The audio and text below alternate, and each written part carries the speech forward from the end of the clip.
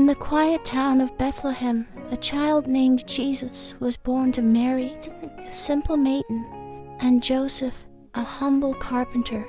This was no ordinary birth. Prophets had foretold his coming, heralding him as the Messiah, the beacon of hope and light for mankind.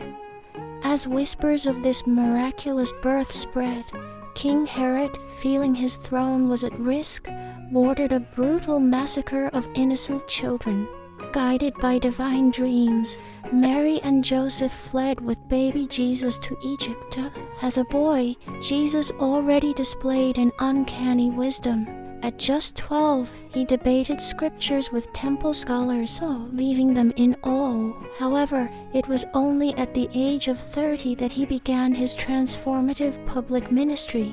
He chose 12 diverse disciples, from fishermen to tax collectors, to accompany him on a mission that would alter the course of history.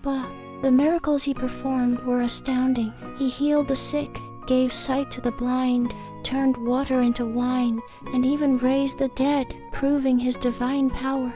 His teachings, rooted in love, forgiveness, and faith, drew massive crowds. He spoke in parables, using simple stories to convey profound truths, making the divine relatable. But his rising influence was perceived as a threat by religious leaders and the Roman establishment. They conspired against him, manipulating one of his closest disciples, Judas, to betray him for a mere 30 silver coins. The events that followed were swift.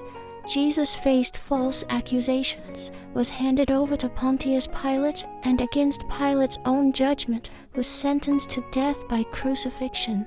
On the cross, after enduring hours of pain and ridicule, Jesus uttered the poignant words, "Father, forgive them," showcasing his boundless love and mercy.